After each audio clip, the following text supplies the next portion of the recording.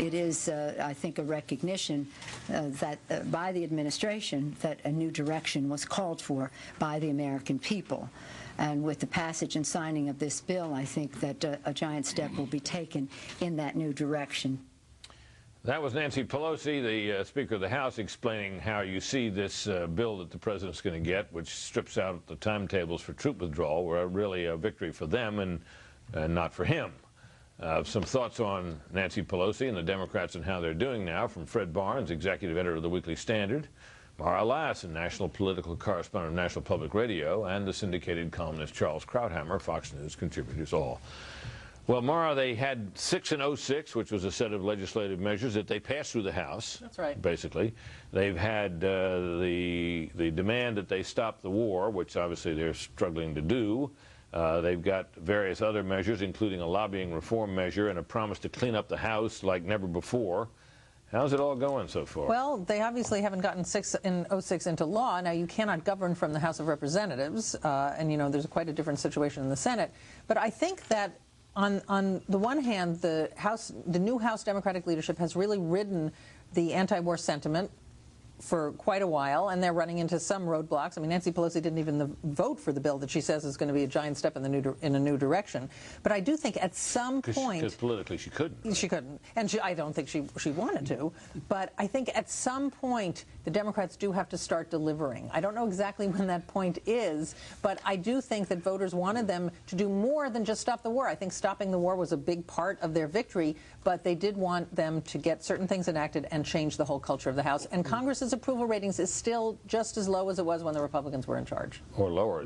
Some yeah, a little bit lower. So the third so Charles, the left at the moment is almost hydrophobic about this measure that the Democrats, while many of them voted against it, have allowed, or are in the process of allowing to pass to fund the war. But that doesn't really matter terribly much to the Democrats. First of all, the anti-war left has nowhere to go. Where are they going to go? To Dennis Kucinich or Ralph Nader? Ultimately, they're going to support a Democratic candidate who will be anti-war.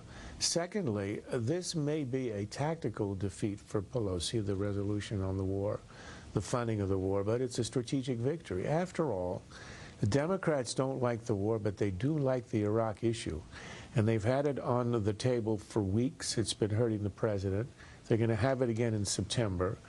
And what they're trying to do, if you look at how this is going to pass within the hour it will pass in the House, it will be by a very small margin, and it will be almost entirely a Republican with a scattering of Democrats, which means that they're going to have an issue to pin on the Republicans next year. Look, the objective of the Democrats in the House today and in the Senate is to win a smashing victory in 08, exploiting Iraq and the other weaknesses of a two-term administration, and to do it using Iraq and these other issues of the corruption that you have mentioned. But how are they doing on corruption, by the way? On corruption, what they do is they trot out Monica Goodling, and they trot out Mrs. Joe Wilson, and when things are quiet, they'll trot out Alberto Gonzalez for a good thrashing, and they succeed in embarrassing the administration. They would like to get the great white whale of Karl Rove, and they won't. But embarrassing the administration is successful. It'll weaken the Republicans looking up to heading into 08. How about their own behavior on that in terms of the reforms that they promised? No, I think these show trials that they're having, these hearings, they overshadow any of the crude stuff that John Murth has done, you know, on earmarks and threatening other members of Congress and so on, which is, I think, probably basically background noise to most people out of Congress, outside of Washington. You know, I mean, the other part of that, I think it's Trent Lott who says this, you know, they were 6 for 06, but they're 0 for 07. And in fact, they are. I think they've gotten Democrats have gotten one piece of new major legislation to President Bush's desk, and he vetoed that one. That was the earlier supplemental bill for Iraq. You know, this is not my line, but somebody said, you know, it took Bush 6 years to get down to 30% approval rating. It took Nancy Pelosi to get Congress's rating down below that only 4 months, and it has sunk since the. It started out pretty low. It started out low. Charles's point, they're winning anyway. Charles's point is one that I hear from Republican senators who say Democrats believe that any week in which Iraq is on the table here in Congress is a good week for Democrats. That's what Democrats believe. That's also what Republicans believe. So they are. So in fact, this is all don't know whether in it's political terms, rather if not legislative terms, they're winning. Yeah. In political terms, I think we vastly overestimate what legislative achievements mean in politics. Passing a bill on corruption is not going to have any effect.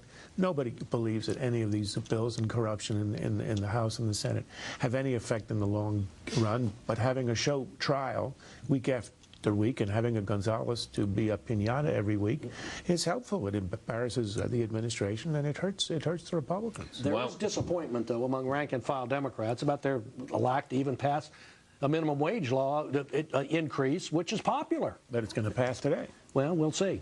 The measure, by the way, the House is acting on this war funding bill in 2 stages, and they have now enacted both. The vote on the second, the more important of the 2 aspects of this, was 280 to 142, which means that in addition to Republicans, there had to be a considerable number of Democrats voting for it as well, presumably those that are in marginal districts and have to be a little more careful.